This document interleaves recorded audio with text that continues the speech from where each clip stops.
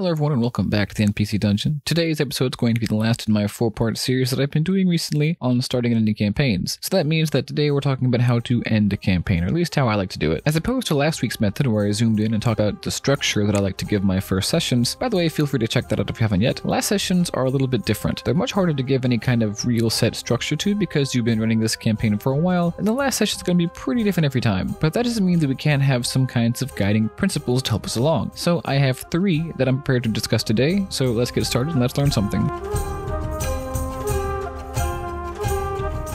This first point isn't the first one that came to mind when I was thinking about this topic. That point will come up later. Instead, it's probably the most obvious, and it's probably the best place to begin. And it's make sure that you tie up any major loose ends. As I said, I know it sounds pretty obvious, but it's really easy to forget. Remember, this is D&D, and so things tend to meander a bit, and lots of arcs and subplots will probably occur. And as you flex your creative muscles and find ways to work them all into the plot and into the story, you also need to be thinking about the ways that they could end, so that when that time comes, you're ready to pull everything together. Since I am a writer, I'm going to pull an example from writing novels, more specifically novels in a series. Now, obviously, if writing a series, there are going to be unanswered questions, but you'll need to be clear about them and probably reiterate them near the end with a character reflecting or something. But you still need all the plot related to the first book to come to a satisfying end. Writing a second book is not an excuse to leave the end completely open and unfinished. It's the same way here, except for the fact that you're not even writing a second book, so you should definitely have everything pulled together and tied up at the end. Okay, nice, but how do we do this? I recommend taking notes. Obviously, you should be taking notes as a DM anyway, but whenever some new arc comes up, you need to remember it. And then in between sessions, you can work all that into your planning. And doing this will not only help your campaign come to a satisfying close, but will also greatly reduce the confusion that your players might feel when something that has happened a couple of sessions ago never resolves. Trust me, I made that mistake before. It's best to be avoided. But plot isn't the only thing that you should resolve at the end of your campaign. It's also important to help your players reach the end of any important arcs that they started as well, but more on that next.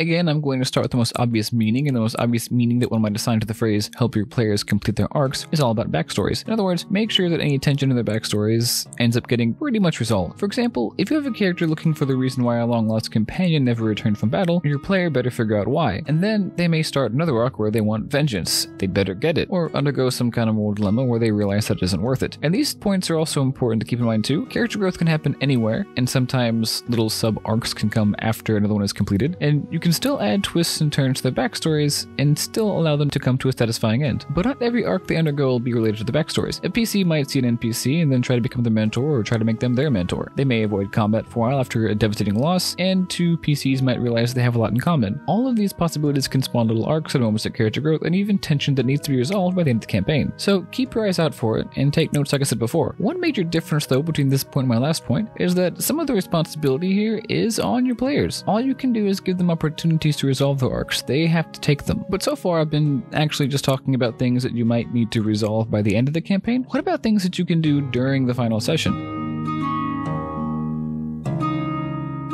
This comes down to one word, at least one word that I'm going to discuss today: rewards. Obviously, you need to give your players something in return for all of the hard-fought struggles throughout this campaign that they had endured. But what? It may seem like a hard question because you can't just give them some treasure or magic item because they won't be using it, so what's the point? So what can you give them? Well, not all rewards have to be treasure. Personal character arcs being resolved can be rewarding in their own right, as can things like vengeance against an old foe, answers, and reunions with long-lost NPCs. Another thing that I like to do, just for another example here, is promote the PCs to some kind of place or leadership if they want it. Someone may become the leader of their tribe or university, or maybe even ascend to godhood, which is also always fun. Some players just want to go back into the wilderness, others may want to die in glorious battle. I mentioned this a little bit as well in my episode on epilogue, so be sure to check that out as well as soon as you're finished with this one. And lastly, make sure that these rewards are character specific. You wouldn't want a character to die in battle when their goal was to become a doctor or something. But that's it for today. Thanks for watching, and I really hope that you enjoyed it. Be sure to check out this week's other episode. It's the next stop in my story series that I'm telling you right now, and come back next week where I'll talk about player engagement, as well as continue the story series that I have been telling. As always, until next time, let's learn something.